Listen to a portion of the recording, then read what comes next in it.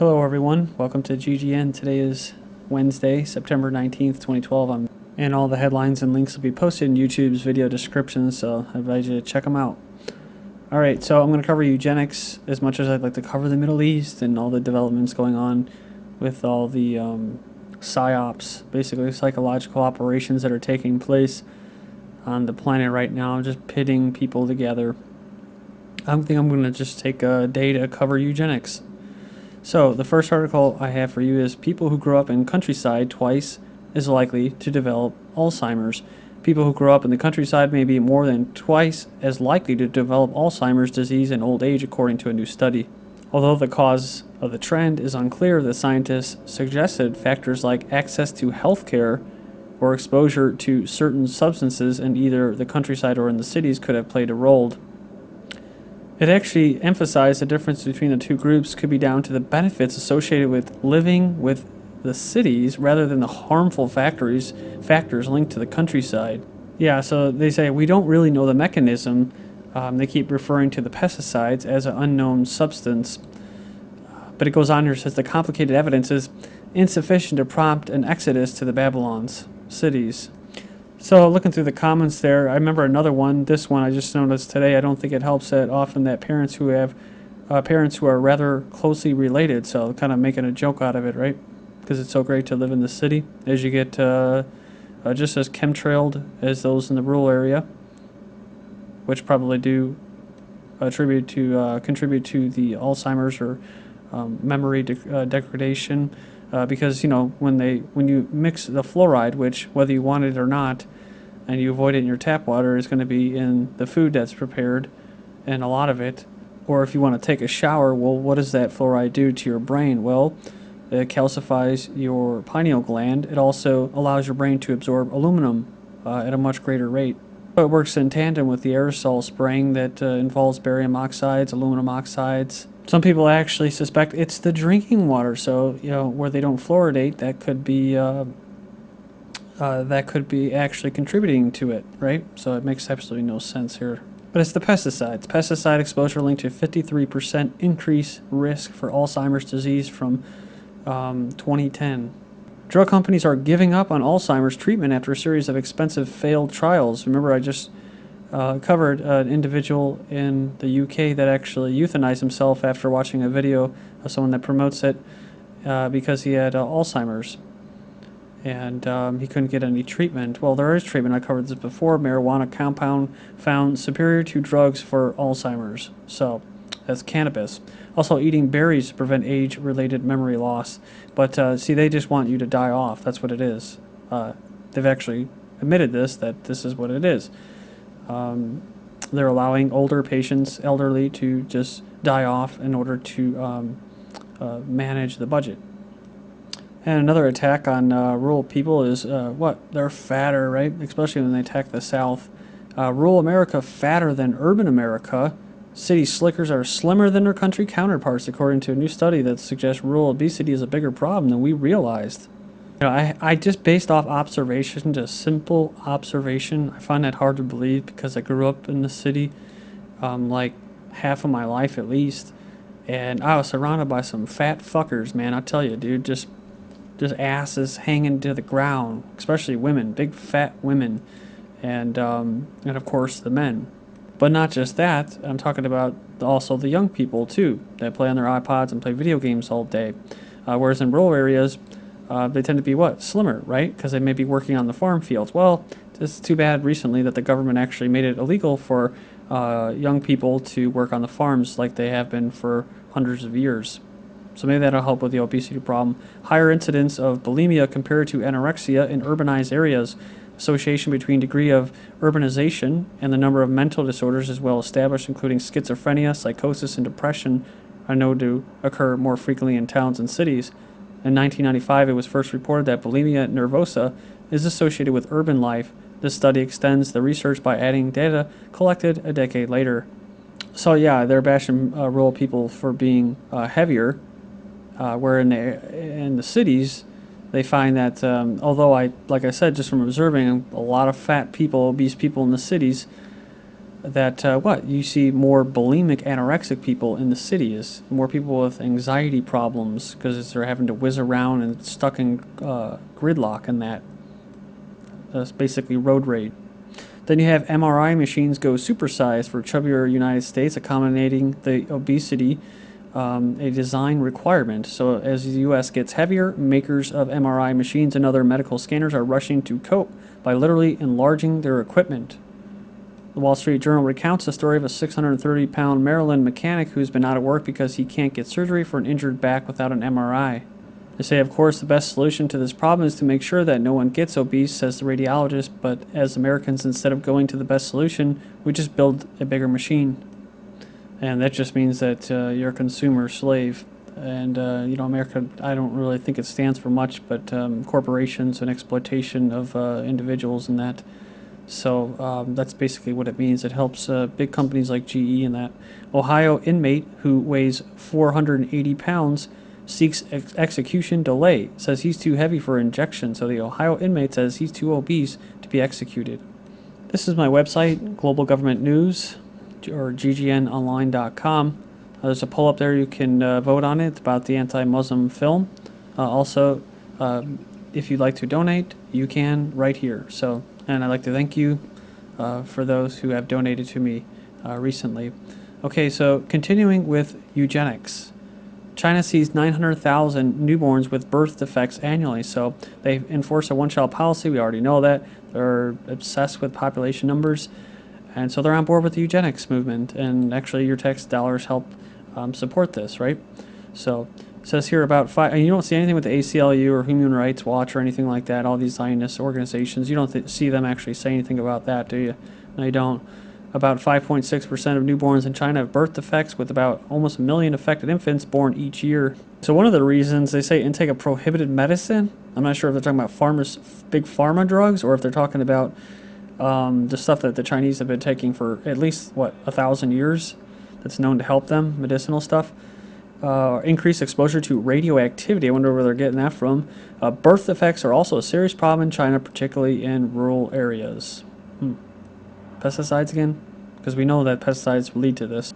China investigates whether children used in GMO golden rice trial. So they're going to investigate allegations that the genetically modified food or rice was tested on Chinese children as part of a Sino-U.S. research project. See? So there you go. Like that? You like to be a part of that eugenics operation? And the GMO is what is really causing, as far as these obesity things, thinking that people are just, eating so much, is that the food is lacking minerals and nutrition, so they eat more of food that has less nutrition over the years, so they get bigger. And then you have UC professor eyes permanent sterilant to call U.S. population. So it's a long article, and there's a video wrapped up in there, so check out the link in YouTube's video description. But I'll read this brief paragraph. During a speech earlier this year given by University of California professor Richard Cardullo, the cottonseed derivative gossypol, I guess that's how you pronounce it, gossypol, is being proposed as an adequate sterilant to bring down the birth rate in the United States, stating that the substance's permanent sterilization effects on males is already being considered for widespread use in, China, there you go, and many third world countries. Cardullo calls it an option for use within the United States, kind of like Paul Ehrlich, right? Obama's science advisor. In addition to this substance, the professor advised the attending students to lower their standard of living if the earth is continue to carrying humans on its surface. Something that many of us do know is what? Big Pharma pushes doctors to overprescribe drugs, says a study. Almost half of all Americans are currently diagnosed with a chronic condition, and 40% of those older than 60 taking 5 or more medications. So it says, and it's likely that they are taking drugs they don't need because their doctors are too quick to fall under the influence of Big Pharma's aggressive drug sale reps. Well, the whole school of medicine comes and funded like education by the Rockefellers, and they are all into this Big Pharma stuff. So it's not that they're influenced, it's that they're taught to do that. Like I said, like a mechanic that reads off now these ASC certified. I know a lot of these guys know their stuff, but a lot of them, they read now, these doctors, they read off the computer screen and they just go through like a diagnostics of steps. So they don't equate things that could actually help you. And if it's not in there in the steps, well then, sorry, you're screwed. But that's why I refer to them as drug dealers, because they're basically there to figure out which pharma drug they're going to give you. more infants born addicted to prescription drugs. So it's no surprise, right? We're just saying Big Pharma pushes doctors to overprescribe, then more infants are born addicted to prescription drugs. So just one sign in a rising epidemic of infants born addicted to prescription drugs. Medication, so maybe we should get them on drugs to get them off prescription drugs, right? Medication effective in treating social withdrawal in fragile X and potentially autistic patients. So a compound that targets core symptoms of fragile syndrome is effective for addressing the social withdrawal and challenging behaviors characteristic of the condition. So yeah, give them drugs so that they don't, so that they become social butterflies, right? But not too much social butterflies, because then we're going to give them some ADHD pills, right? A bungling school worker tries to give child 9 and other pupils ADHD medicine. So a mom has taken her 9-year-old son out of school after claiming a member of the staff wrongly offered him and other pupils prescription drugs after mistakenly handing medication to treat attention deficit hyperactivity disorder. Luckily, the boy spotted that the ADHD medicine was not his and refused to take it. So she says, I don't feel my child is safe there at all. Well, it never really was. So, but for whatever it's worth, half of drugs prescribed in France are useless or dangerous, says specialists. They claim that the state wastes money on unnecessary medicine that they blame for up to 20,000 deaths annually. So our European and U.S., American, North American countries or governments, are they going to do things like put vitamins and minerals in the water, supplements? Are they going to do what they do in South America, where they give you stuff like Pau d'Arco, which helps fight cancer? And the government actually gives that out to patients, stuff like that. No, they're not, because they don't make a lot of money off of it. And the pharma lobbying groups have way too much power over the governments. All right, now we're going to talk about BPA and feminizing, or the androgyny agenda. Talk about feminizing men and masculizing women. So, and this is, of course, a control mechanism that's used by the powers that be. Plastic chemical BPA linked to childhood obesity. So we probably will have to spin this all off into a second video, but either way, it says new research is reheating the debate on bisphenol A chemical banned from baby bottles that can still be found in other food and drink containers. So the BPA is linked to childhood obesity now. So then we have BPA also affects the brain and nervous system. It says it's been determined to have neurological effects, including anxiety and or depression were the common symptoms.